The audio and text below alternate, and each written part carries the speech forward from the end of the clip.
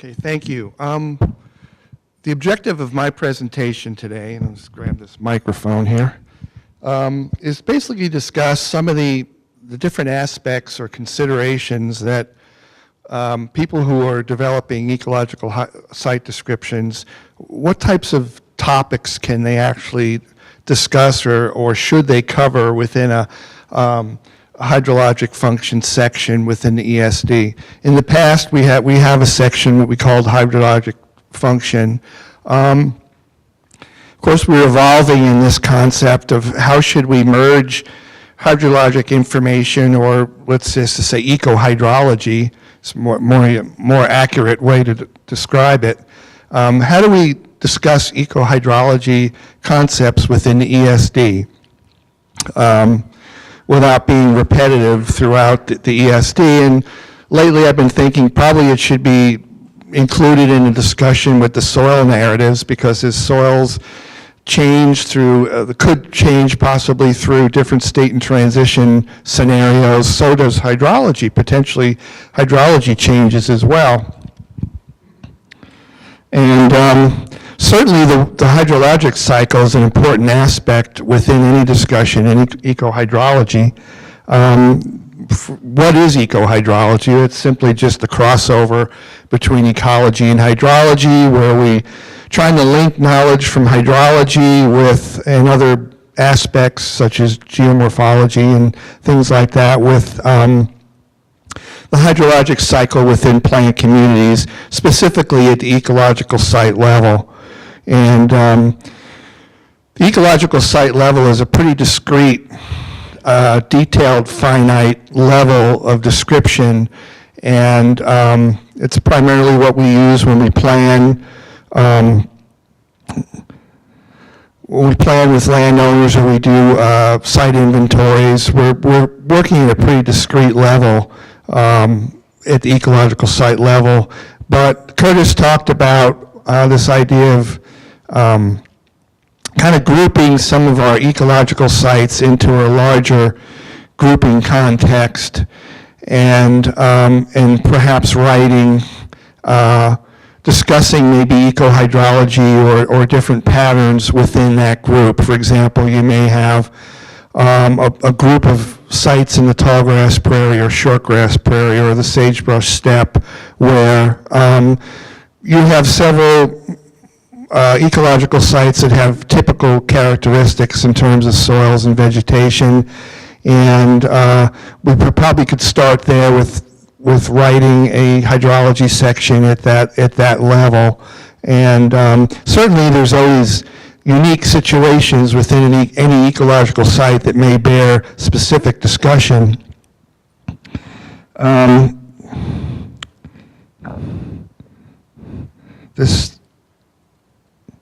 Okay, so what are some basic concepts that folks could be considering within the ecological site description? And typically in the past, I must say that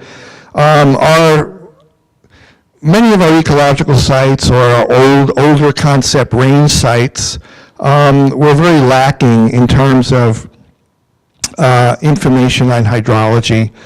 And there's probably several reasons for that. Perhaps typically in the education process within rangeland management, a lot of universities don't offer a lot of courses in rangeland hydrology. Maybe a course. To get this type of information or background, you probably have to start taking courses in a lot of different disciplines at a university, which many range people don't have access to that, or they don't take advantage of that. So it's an education process where helping the folks who are developing ESDs, specifically within NRCS. Of course, we have a lot of partners that are working in developing ESDs and BLM, Forest Service, universities, ARS. So we have a whole cadre of talent and information and knowledge that can go into developing these things. But I just wanted to kind of go over in this presentation, what types of things can you consider? Well, you know, soil health is a big interesting force within NRCS and USD right now. Of course, you could be talking about how does soil health change and how does that affect hydrology as you migrate from different states or transition to different states within a state and transition model. You know, what is the consequence of a loss of organic matter, or changing soil microbial populations, mycorrhiza, fungi, different things like that. You know, the literature is starting to address those types of things more and more. Evaluate trends in runoff and sediment yield within the state and transition concept.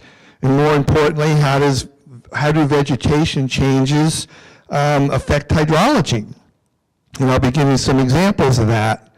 We know from many of our rainfall simulation experiments that obviously plant cover and productivity and those different types of measurements on the land, as they increase and decrease, there's often a change in infiltration capacity and runoff and things like that. But we find even more interestingly, not just basically looking at overall cover, but when we start looking at cover of individual species, individual species, whether they increase or decrease in a stand, they also have a significant impact on hydrology. And I'll show some examples here in a minute of within a shortgrass prairie situation how that affects the whole hydrology cycle. And then of course there's also as vegetation changes hydrologic components on the landscape, there's often maybe a threshold now where soil and hydrology are actually having a direct impact on vegetation. This thing kind of goes back and forth. The soil has been modified, the hydrology has been modified, and that certainly affects what species can thrive on that site. Discussing plant community composition on infiltration and runoff. And here's another aspect: how do conservation practices, such as prescribed grazing and burning and brush management, affect hydrology and erosion? USDA just went through a big program called SEEP, Conservation Evaluation Assessment Program, where these conservation practices were evaluated in terms of what does the scientific literature say about their effectiveness. And so there's a lot of information there that could also be brought into our ecological site description interpretations.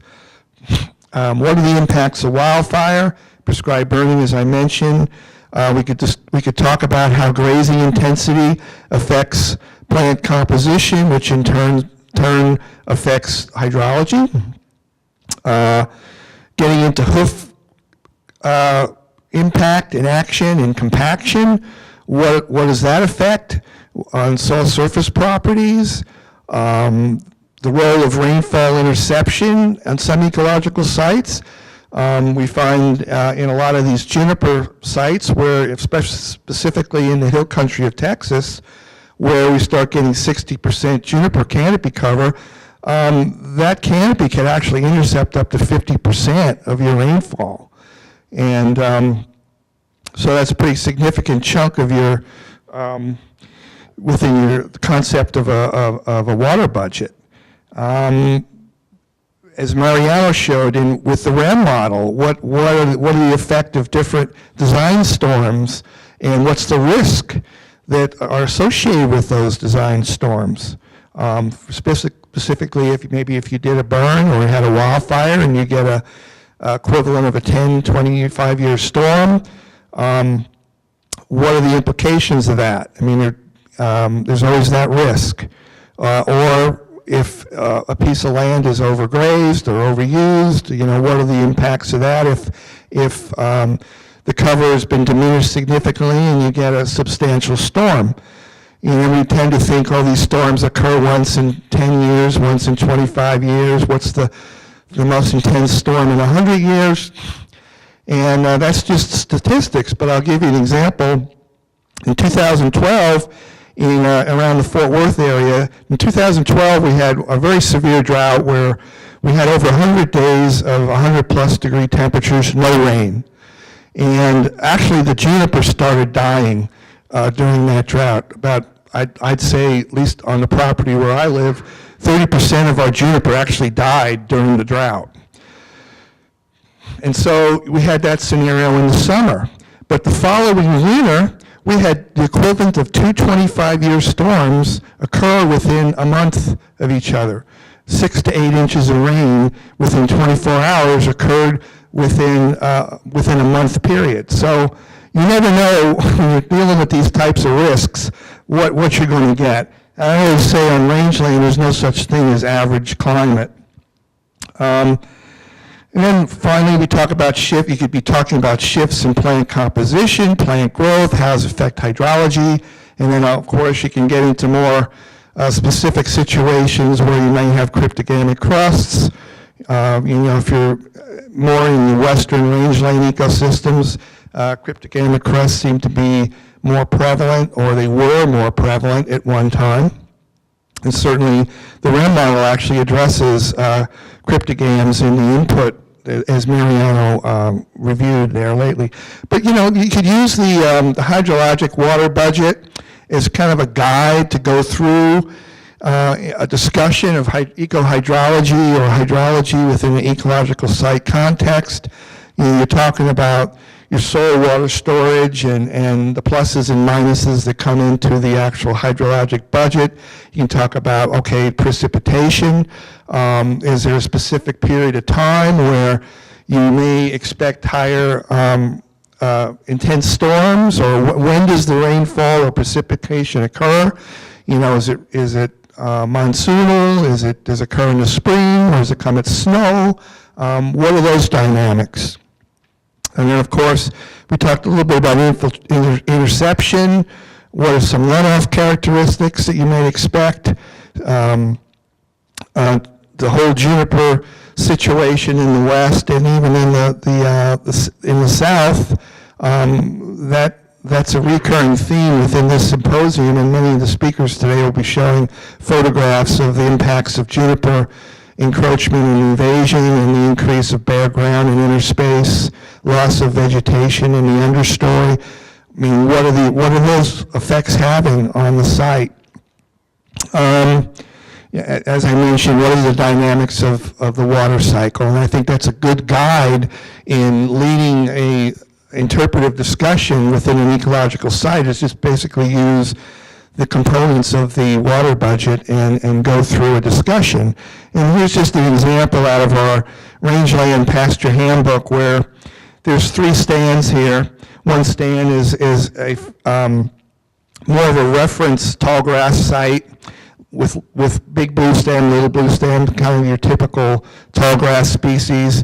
And then the same site, but it has changed to a dominance of Kentucky bluegrass and smooth burngrass invasion. And there's 2 different examples of composition there. Stand 2 has 75% bluegrass. Stand 3 had 25, so it just juxtaposed those 2 species in stand 2 and 3. But just basically developing a hydrologic budget based on modeling and some of the actual data that we have. A lot of the data that Mariano showed with the rainfall simulator, a lot of that information's been published, and that's available for people developing ecological site descriptions and helping them to develop maybe what the comparisons would be in a hydrologic budget. For example, in stand 1, the surface runoff,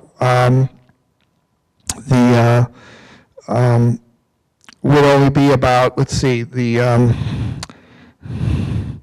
it's a percent comes first, inches. Okay, so about 20% of the water maybe would be surface runoff, but as you go to stand 2 with 75% bluegrass, 45% of your rainfall has a potential to run off, and then stand 3, 30%. So you could do these types of comparisons. Here's a study that Dr. Welts did with Dr. Blackburn in the Rio Grande Plains of Texas, where he looked at a water budget in a sandy loam ecological site. I think there was mesquite and various C4 grasses in these stands where they looked at bare ground, grass interspace, and then shrub clusters, and looked at the comparison of runoff and deep drainage and evapotranspiration. As you can see, they're quite unique and quite different, significantly different between even the grass and the shrub clusters. If you look at that shrub cluster on the far right, there was no deep drainage in those sites, where there was some deep drainage in the grass interspace, and also deep drainage occurred within the bare ground scenario. So this types of information can be very valuable in helping tell a story, especially in the context of state and transition models. Of course, we talked a little bit about wildfire and prescribed fire impacts. Often, this was a site in Deniro, Nevada in 1999. It was very severe, hot wildfire. And look at 1 year later what the response was in the vegetation. It recovered very quickly in terms of vegetation. And so those aspects could actually be brought in a discussion of wildfire or prescribed fire within a hydrologic context. I'll just go through a quick example of a shortgrass prairie site out in Muleshoe, Texas, and show just a kind of a state and transition model and lead you through just a basic little discussion on ecohydrology. This is just a facsimile of a state and transition model for a shortgrass prairie site where blue grama and buffalo grass are the two dominant species in a reference community. 50–60% blue grama, 5 to 10% buffalo grass. Vegetation stature was greater in this reference community. Typically, to maintain these types of stands, grazing intensity is usually light to moderate. And then within that state, you could have another phase where you start increasing in your buffalo grass component. And basically this whole system here, this example that I'm showing here, was driven by kind of a disturbance gradient where we started with prairie dog towns and migrated away from prairie dog towns where there was less disturbance. So the less disturbance is at the top here in the reference community, that green box. And then we go down to the far right bottom, the Shednartis aristida, and that's the two species that were primarily dominant in the prairie dog town. And so wanted to kind of look at what's the hydrologic pattern that we found, and I did rainfall simulation experiments within all these different states and kind of mapped out what the hydrology was. And this is kind of what the sites look like in reality.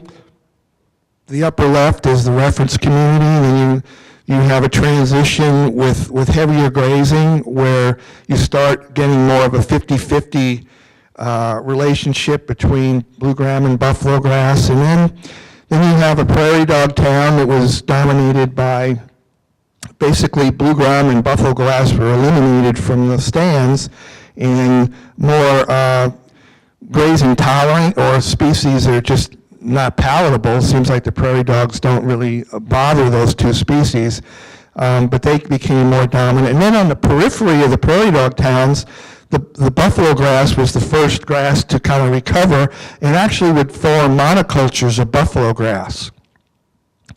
And if you look at some of the basic data here, I'm not going to go over this table in detail, but it shows you within some of these different states, the blue grama was the reference state, the 3-on tumble grass was the prairie dog town, that there are significant differences in biomass, root biomass, canopy cover, organic carbon, and at the surface and at 3 to 6 inches. You would, if you look at this kind of data, I hope you would expect that there would be a difference in hydrologic responses. So now we add a little bit more information about hydrology. In the blue grama buffalo stand reference site, our infiltration capacity was high. And as we went to a stand that's more dominated by buffalo grass, infiltration decreases. And then as we even migrate into the tumble grass, 3-on grass of the prairie dog community, we had the lowest infiltration capacity. But there's also a snag in this state and transition diagram where we had patches of perennial snakeweed, Guderisia cerothrae. And that was another state that occurred within this ecological site. And we found that on those sites, the infiltration capacity within broom snakeweed stands was as high or higher than the reference community with blue grama and buffalo grass. So the reason why I put this in there is to give you an appreciation that hydrology is not a linear process in ecological sites. There's always surprises, you know, and so that's where we get into discussions that may address different aspects of this in a unique way. I mean, here's a stand where the native grasses have been eliminated. These broom snakeweed stands tend to be very species richness poor. The snakeweed dominates the stand, yet by the dynamics of the taproot and the root system, and a small coppice forms underneath these snakeweed plants with litter, and silt blows in and accumulates under the snakeweed plants, and you start getting a little higher organic carbon. Maybe those are some of the components that help actually explain why infiltration capacity was fairly good under those plants. If we go one step further, we could actually, in a state and transition diagram, use some REM or some actual data or a combination of both REM outputs and show, okay, this site was a 17-inch annual precip, and the average over a long-term average, for example, here, runoff within a year could be 3 inches of those 17 inches, and the soil loss was quite low, 0.6 tons per acre. And then we just track it through the various other states. And so, you know, a person who's interested in this ecological site, or if we're explaining information to a landowner, you could actually track through this state and transition diagram and actually see what's going on from the reference community throughout the various stages of the state and transition model. For example, you go back down to the prairie dog town, and you've got, looks like, more than double the runoff, and certainly almost 3 tons per acre soil loss compared to less than about a half a ton soil loss in the reference community. So these are just some different ideas that we're trying to promote for folks who are developing ecological site descriptions, and hopefully they can use this type of information and build a good story and relate it to other aspects of the ecological site, the vegetation, kind of bringing the soils, the vegetation, and the climate together in a logical way that tells a story of what's going on with the dynamics in this state and transition concept.